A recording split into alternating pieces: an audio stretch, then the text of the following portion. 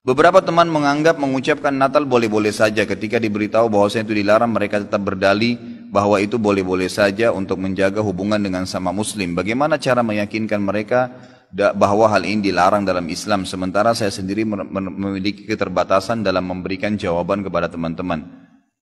Berkaitan dengan dua pertanyaan di atas, apakah kita berdosa jika membiarkan hal tersebut? Misal ketika ada teman muslim yang menganggap mengucap selamat Natal boleh, kita hanya diam saja.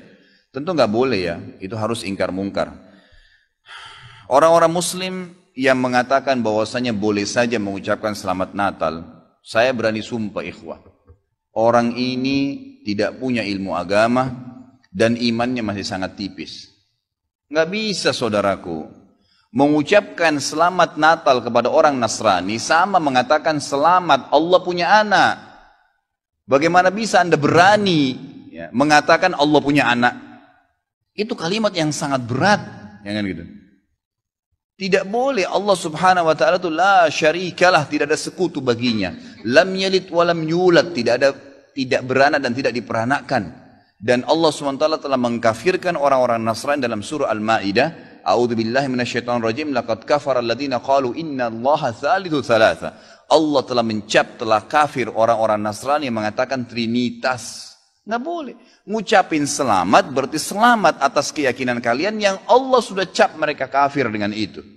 Bagaimana bisa dikatakan untuk menjaga hubungan dengan mereka?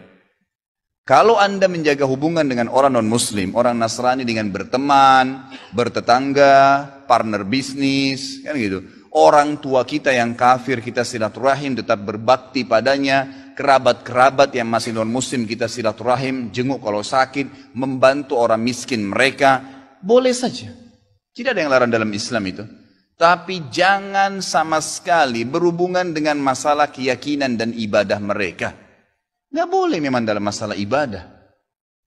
Allah mengatakan, ini tadi subhanallah saya pikir antum sudah tahu nih. Ya, makanya saya ulangin lagi sebab turunnya surah Al-Kafirun.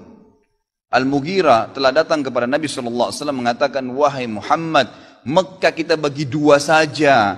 Sehari buat kamu, sehari buat kami. Kata Nabi SAW, saya belum faham, coba jelaskan lagi. Kata dia, sehari Muhammad, kau dukung ibadah kami. Kau ucapkan selamat buat kami. Kau ikutin ajaran-ajaran agama kami. Sehari lagi besok kami ikutin agamamu, kami ucapkan selamat untukmu. Kami dukung ibadahmu. Apa jawaban Nabi SAW? Sehari-sehari. Biar adil. Kata Nabi SAW, tidak boleh. Kata dia, wahai Muhammad, sehari buat kami. Dukung kami, ucapkan selamat buat kami, ikutin ritual kami. Seminggu buat kamu.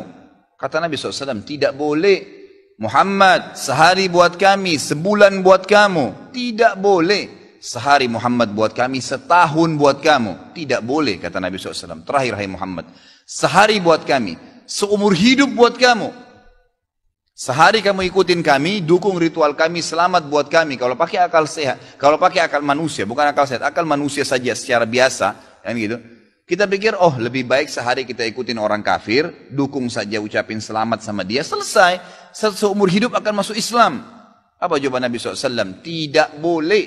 Ini. Lalu Jibril AS datang pada saat itu langsung membawa surah Al-Kafirun. A'udzubillahi minasyaitonirrajim. Qul ya ayyuhal kafirun. Katakan kepada orang-orang kafir. Orang kafir ini semua yang tidak syahadat. Yang tidak mengatakan asyhadu an la ilaha illallah wa anna Muhammad Rasulullah kafir. Jelas kafir. Dan itu Allah yang mencap mereka kafir. Gitu kan? Kafir artinya tidak beriman kepada Allah Subhanahu wa ta'ala. Orang Nasrani aja mengkafirkan Yahudi kok.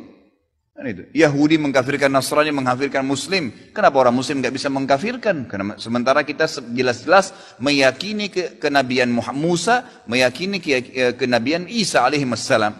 Gitu kan? Mereka yang memungkiri Nabi Muhammad SAW, Nabi terakhir, berarti tidak beriman sempurna kepada Allah Subhanahu Wa Taala. Dan sudah banyak ayat Quran menjelaskan masalah itu. Gitu kan? Kata Allah Subhanahu Wa Taala, ya, Qul ya ayyuhal kafirun la a'budu ma ta'budun. Semua Yahudi, Nasrani, Majusi, penyembah api, penyembah gunung, penyembah pohon, penyembah apa saja, semua selain yang tidak syahadat ini, saya tidak ikut-ikutan acara ritual kalian, tidak akan ucapin selamat buat kalian, tidak akan pakai atribut-atribut kalian, dan kalian juga tidak usah repot-repot ikutin agama saya, nggak usah. Kita nggak butuh Nasrani. Saya tanya, pada saat sholat Idul Fitri, ada orang Nasrani ikut-ikutan, Idul Adha, gitu kan? Mereka berurus dengan agamanya sendiri. Kenapa orang Muslim pusing dengan acara ritualnya orang lain? Diulangi lagi.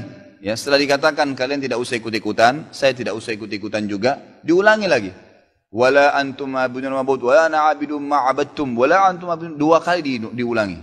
Dan saya tidak akan ikut-ikutan, kalian juga tidak usah ikut-ikutan. Terus begitu. Terakhir dikatakan oleh Allah, lakum dinukum waliyadin. Kalian punya agama, saya juga punya agama. Titik, selesai. Gitu kan? Emang sudah begitu. Kalau anda bilang, oh itu cuma kata-kata, nggak masalah. Kata-kata bisa membuat anda murtad, saudaraku. Bisa masuk neraka. Gitu kan?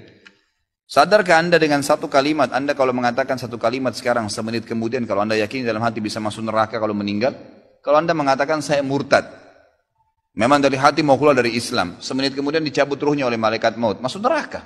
Kalimat, kata-kata. Bahaya tuh. Gitu kan? Mungkin teman-teman juga sudah tahu yang dialog antara Muslim sama Nasrani di Amerika. Si Nasrani mengatakan, kenapa kau tidak ucapkan kalimat Natal, selamat Natal buat saya.